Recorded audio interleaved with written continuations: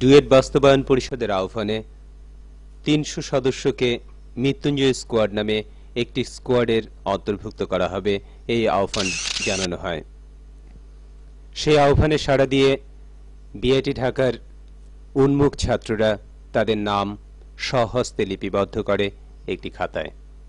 তারপর মাসুদুর রহমান বাচ্চুকে chief in command করে মৃত্যুঞ্জয় স্কোয়াড এগিয়ে যায় ডুয়েট বাস্তবায়নের নিমিত্তে। মৃত্যুকে উপেক্ষা করে ডুয়েটের জন্য তারা কাজ করবে এই প্রতিজ্ঞায় প্রতিজ্ঞাবদ্ধ হয়। আন্দোলনের শৃঙ্খলা রক্ষা এই স্বার্থে তারা কাজ করে চলেছে নিরন্তর। ৮টি সেক্টরে বিভক্ত হয়ে মৃত্যুঞ্জয় স্কোয়াডের ৩০০ সদস্য চিফ ইন কমান্ডের নেতৃত্বে ধাবমান ছিল কর্মরত এই আন্দোলনে।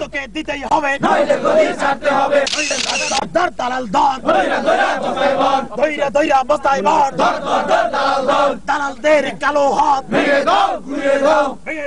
ঘুরিয়ে দাও, কোনো দাবি নাই এই মুহূর্তে ডুয়েট চাই, আর কোনো দাবি নাই ছাত্র শিক্ষক জনতা এই মুহূর্তে ডুয়েট চাই, আর কোনো দাবি নাই। আমার প্রতিটা হলে প্রতিটা জোনে আমাদের 8টা জোন হয়েছে। 8টা জোনে প্রতিটা জোনে আমাদের সেক্টর কমান্ডার আছে, এখানে আমাদের সাব কমান্ডার আছে এবং সর্বোপরি আমাদের দুর্দর্শ স্কোয়াড বাহিনী আছে। এখানে 2জন ডিপুটি আছে, 1জন চিফ ইন কমান্ড আছে। আমরা নাম প্রকাশে ইচ্ছুক না, আমরা শুধু কাজের মাধ্যমে আন্দোলনকে বেগবান করে আন্দোলনকে নিয়ে আসে আমাদের উদ্দেশ্য। যেহেতু অনেকে নিতে পারি না, আমরা এখানে 300 জন নিচ্ছি আর কি। এখানে আমরা আমরণ অনশন থেকে আমাদের আত্মহত্যা দিব। আমরা যে কোনো পর্যায়ে আমরা প্রয়োজনে আমাদের বুকের তাজা রক্ত দেব। প্রধান সমন্বয়কের পুলককান্তি বড় এবং আমি দুজনে মিলেই এই আইডিয়াটা প্রথম আমরা করি, যেটার আমরা রেজাল্ট আমরা এই পর্যন্ত আমরা গুরুত্বপূর্ণভাবে আমরা এবং যথাযথ 100% পেয়েছি। কর্মকর্তা মন্ত্রী মিনিস্টার সহ আমাদের পেপারে এই মৃত্যুঞ্জয় স্কোয়াড যেভাবে হাইলাইটস হয়েছে, এটা বাংলাদেশের আর কোনো আন্দোলনে ইতিপূর্বে এত ধরনের হাইলাইটস হয়নি। ওয়ার্ল্ডে মনে হয় এরকম একটা আন্দোলনে প্রথম আমাদের বিআইটিতে আমরা করছি। এটা আমাদের দাবি আদায়ের লক্ষ্যে, ডুয়েট বাস্তবায়নের লক্ষ্যে আমরা করছি। আমাদের এবং আমাদের পরবর্তী যে প্রজন্ম আছে সবারই এটা প্রাণের দাবি।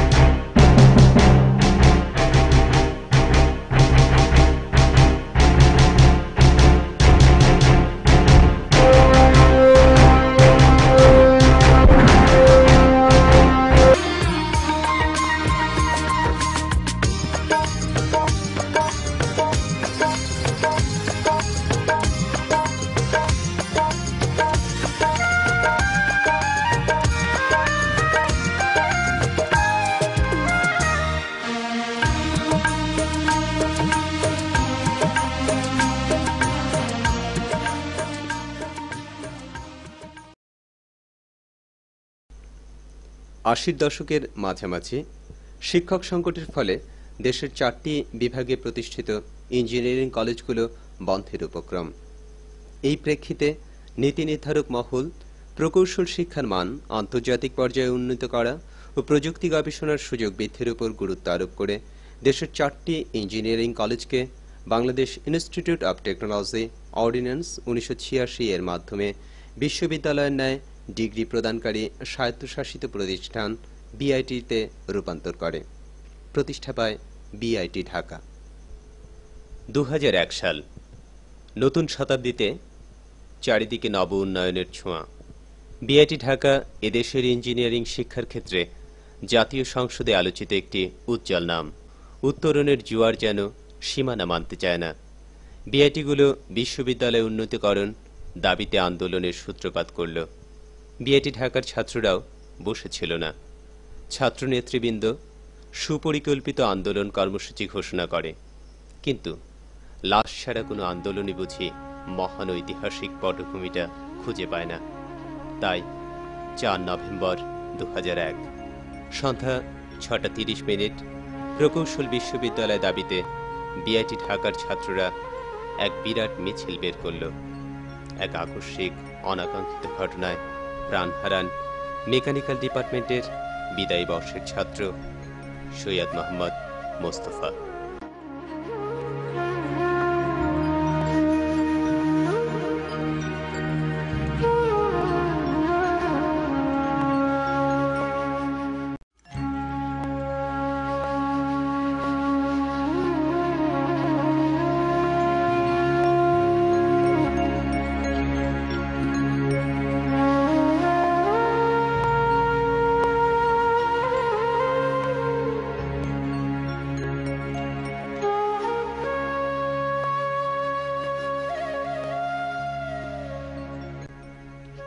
অনেক ত্যাগ, অনেক সংগ্রাম, অনেক অপেক্ষা, অবশেষে সে ঐতিহাসিক দিন 10 মার্চ 2002 ইঞ্জিনিয়ার্স ইনস্টিটিউশনের 46তম বার্ষিক কনভেনশনের মাননীয় প্রধানমন্ত্রী বেগম খালেদা জিয়া দেশের 4টি বিআইটিকে প্রকৌশল বিশ্ববিদ্যালয়ে রূপান্তরের ঘোষণা দেন।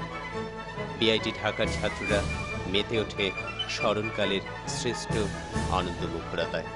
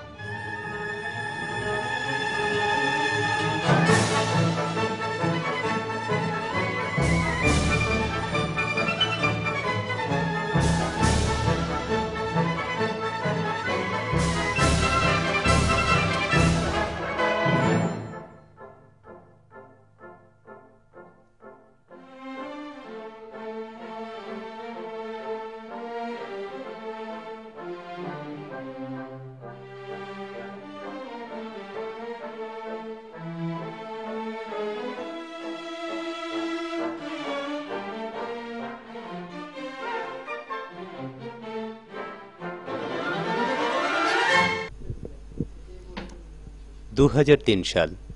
সময় সবসময় সদয় হয়নি ক্যাম্পাসটির ভাগ্য লিখনে।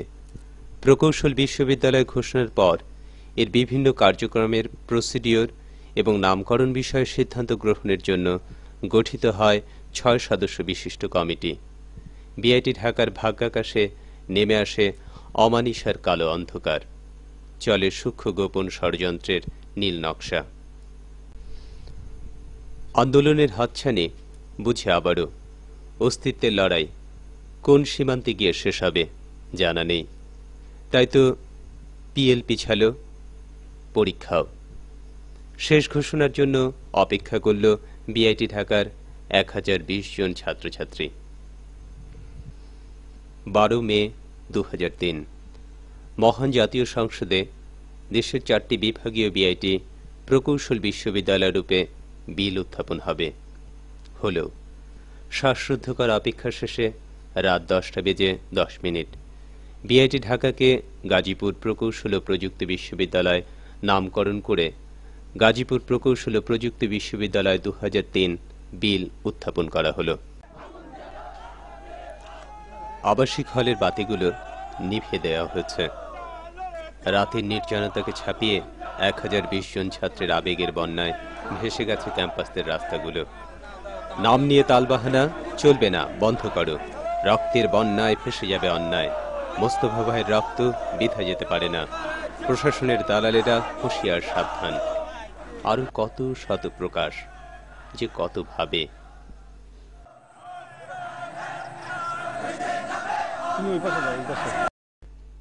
কিন্তু বিআইটি ঢাকার প্রতিভাদীপ্ত, শান্ত, সুবোধ এই ছেলেগুলো, যারা ডাইনিং আর পড়ার টেবিল ছাড়া কিছুই বুঝতো না, তারা জানে না তাদের অবরুদ্ধ আবেগ নিয়ে কার কাছে যাবে, কি করবে, কিভাবে করবে।